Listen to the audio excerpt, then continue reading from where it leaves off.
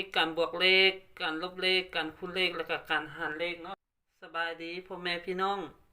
มื้อนี้มาพบกับครูซักอีกเช่นเก่าเช่นเคยเนาะซึ่งว่าก็เป็นรายวันอยู่เนาะที่ว่าครูซักบ่ทันได้ลงคลิปเพราะว่ายังวุ่นกับการสอบเส็งอยู่เนาะแต่มื้อนี้ครูซักจะมาลงคลิปเกี่ยวกับการลบเลขเนาะซึ่งว่าการบวกเลขเราก็เคยได้เรียนมาแล้วมื้อนี้ครูซักสินำเอาการลบเลขเนาะมาสอนเพราะว่าครูซักเคยเว้าแล้วว่าเลขการลบเลขการคูณเลขแล้วก็การหารเลขเนาะเลข4ประการให้มันได้ซะก่อนเนาะเพื่อว่าน้องๆมีพื้นฐานมีเทคนิคในการคิดไล่เลขพวกนี้ได้แล้วเราจึงจะก้าวไปสู่การยกกำลังสองการแก้สมพลการถอนหักต่างๆเนาะเราจะไปเบิ่งเลขพื้นฐานพวกนี้ก่อนที่จะเป็นการลบเลขแบบไวฮอดขั้น10ขั้น20แล้วเราบ่จำเป็นต้องจื้อจำนวนเนาะเพื่อเอาไป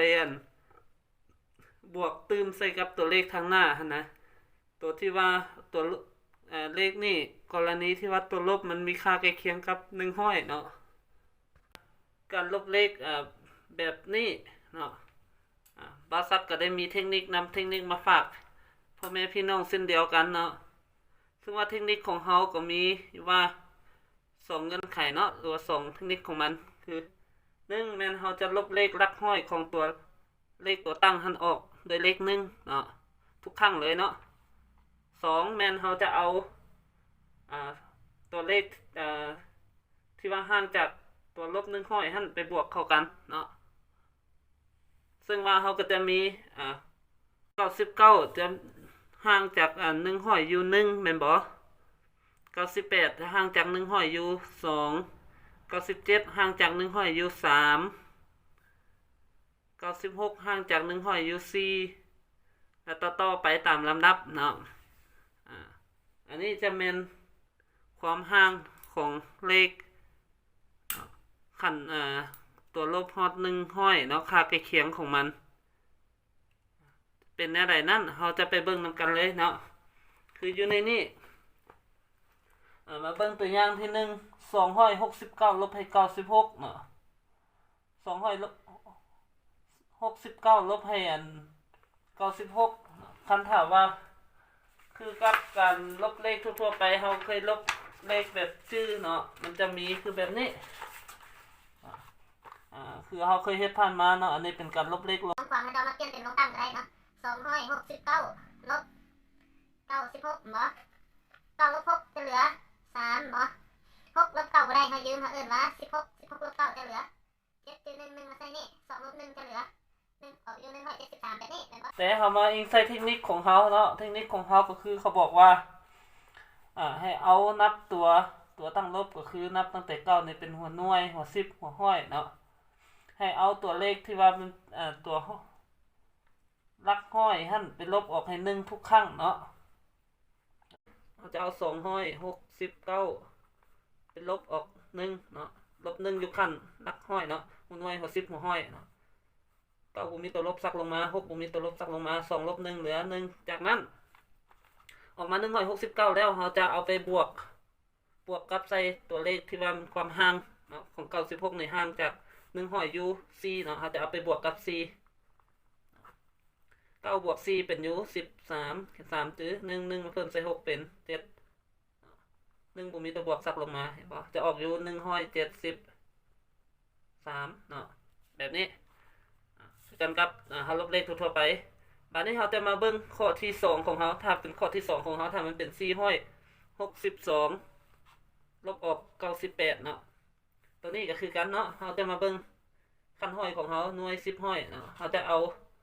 462มาลบออก1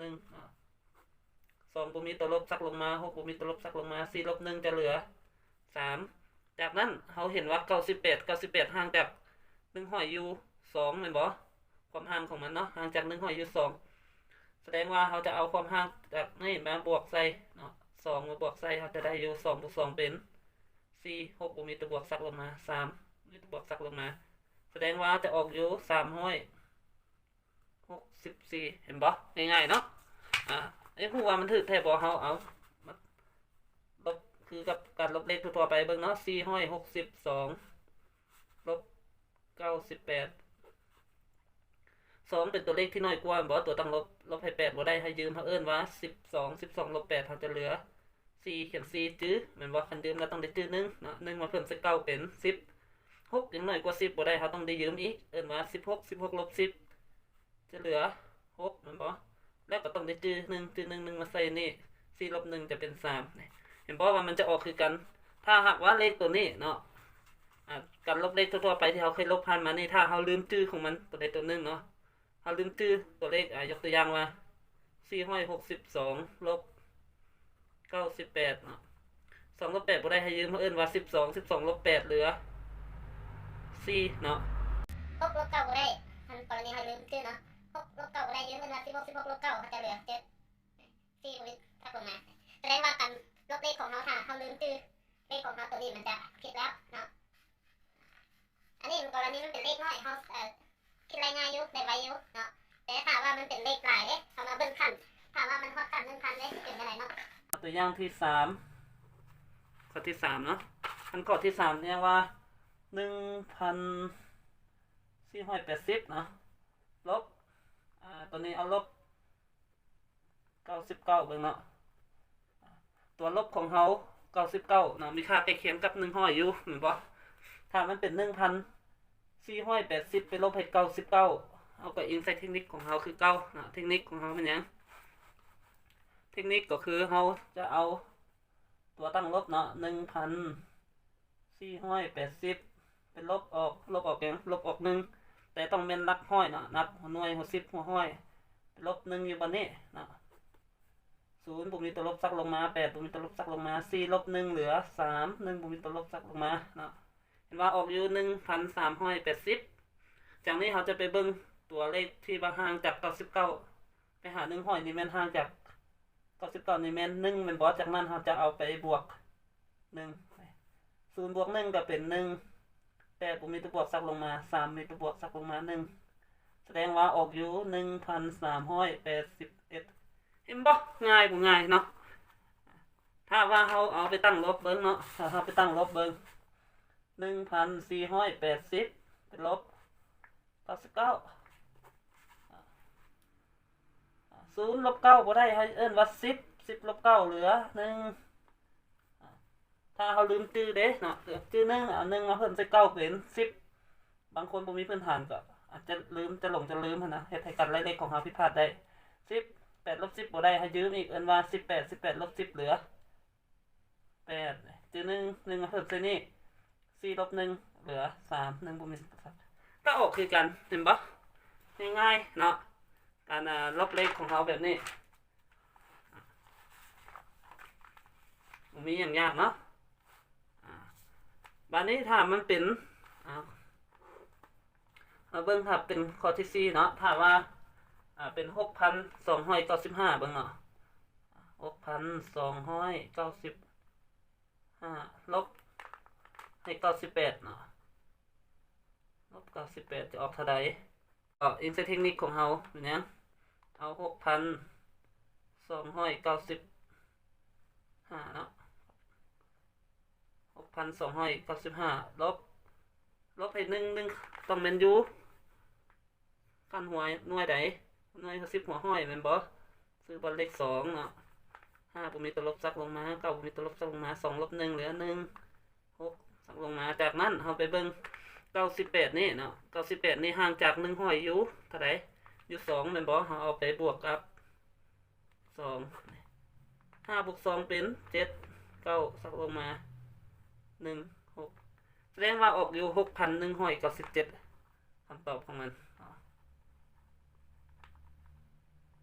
เห็นบ่เลขของเฮาบ่จำเป็นต้องชื่อเนาะฮอดขั้น10ขั้น20เฮาบ่จำเป็นต้องชื่อเลยเลขตัวนี้ง่ายแม่นบ่แน่นอนว่าการลบเลขแบบนี้มันต้องมีเทคนิคแล้วมันจะมีที่มาตัวอย่างที่1เนาะคือ269ลบให้96เนาะเราสามารถเท่ากับ269ลบออก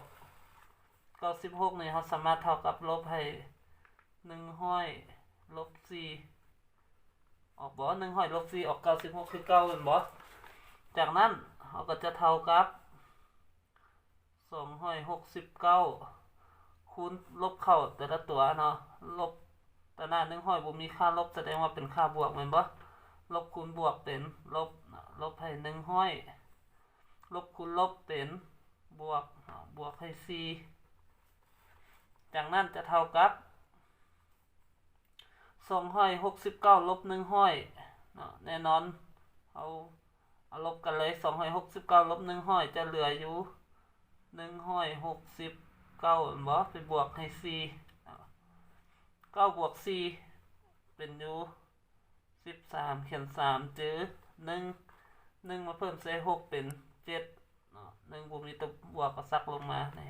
แสดงว่าออกอยู่173อันนี้คือที่มาเนาะมาเบิ่ง